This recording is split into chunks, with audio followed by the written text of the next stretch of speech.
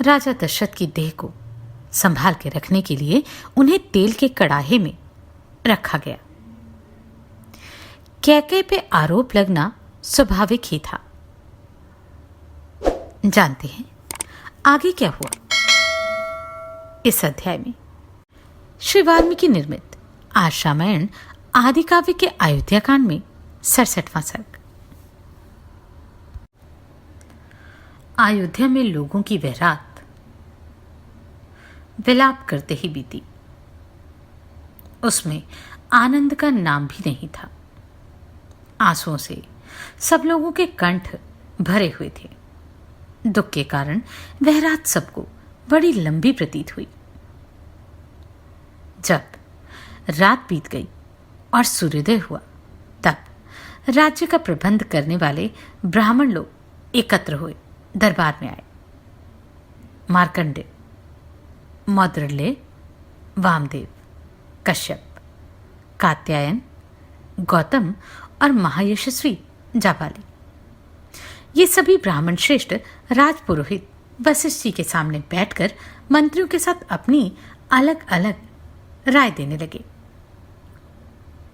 वे बोले, पुत्र शोक से इन महाराज के स्वर्गवासी होने के कारण यह रात बड़े दुख से बीती है, जो हमारे लिए 100 वर्षों के समान प्रतीत हुई थी। महाराज दशरथ स्वर्ग से धारे, श्री रामचंद्र जी वन में रहने लगे और तेजस्वी लक्ष्मण भी श्री राम के साथ ही चले गए हैं। शत्रु को संताप देने वाले दोनों भाई भरत और शत्रुघ्न कैकेयी देश के रमणीय राजगृह में नाना के घर में निवास करते हैं। इक्ष्वाकु वंशी राजकुमारों में से किसी को आज ही यहां का राजा बनाया जाए, क्योंकि राजा के बिना हमारे इस राज्य का नाश हो जाएगा। जहां कोई राजा नहीं होता, ऐसे जनपद में विद्युन्मालाओं से अलंकृत महान गर्जन करने वाले मेघ पृथ्वी पर दिव्य जल की वर्षा नहीं करता। जिस जनपद में कोई राजा नहीं, वहां के खेतों में मुट्ठी के मुट्ठी बीज नहीं बिखेरे जाते। राजा से रहित देश में पुत्र, पिता और स्त्री पति के वश में नहीं रहते।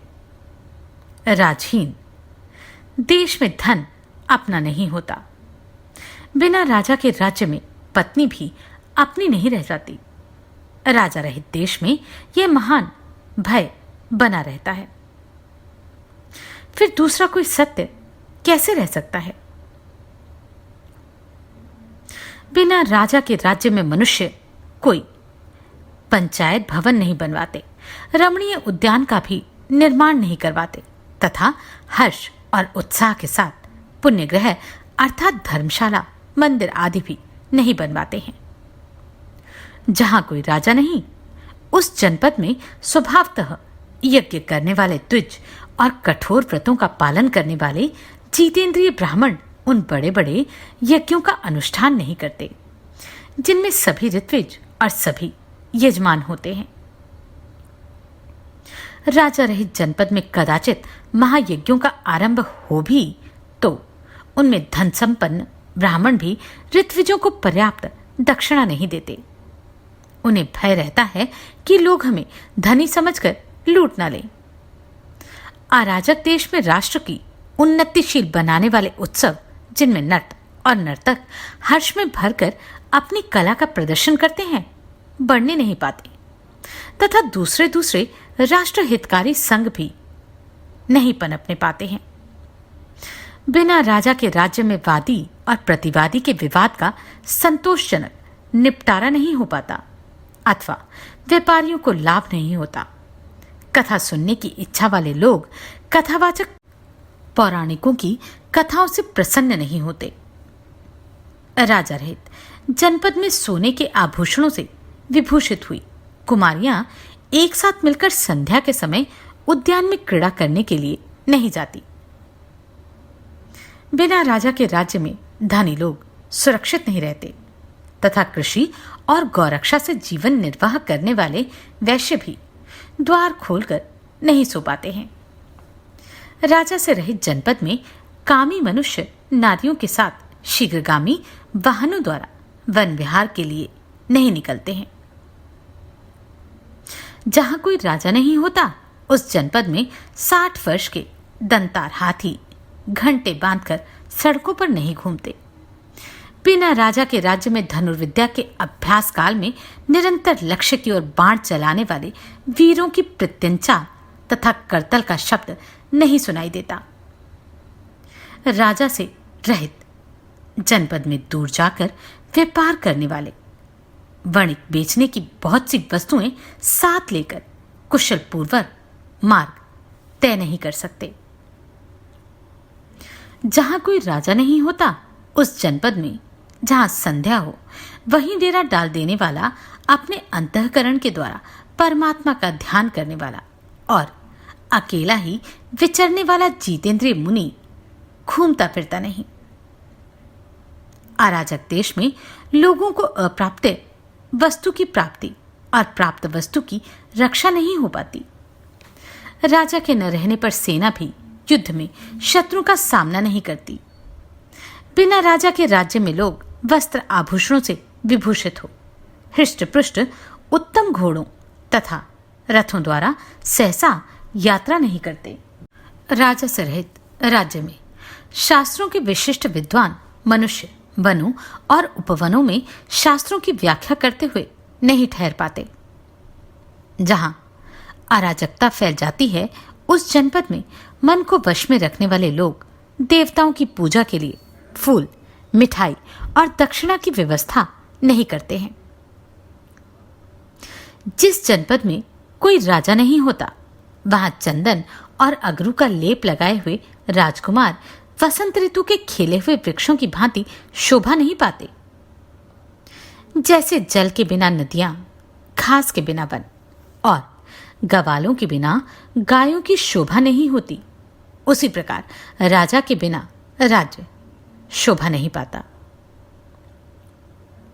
जैसे ध्वज रथ का ज्ञान कराता है और धूम अग्नि का बोधक होता है, उसी प्रकार राजकाज देखने वाले हम लोगों के अधिकार को प्रकाशित करने वाले जो महाराज थे, वे यहां से देवलोक को चले गए हैं। राजा के न रहने पर राज्य में किसी भी मनुष्य की कोई भी वस्तु अपनी नहीं रह जाती।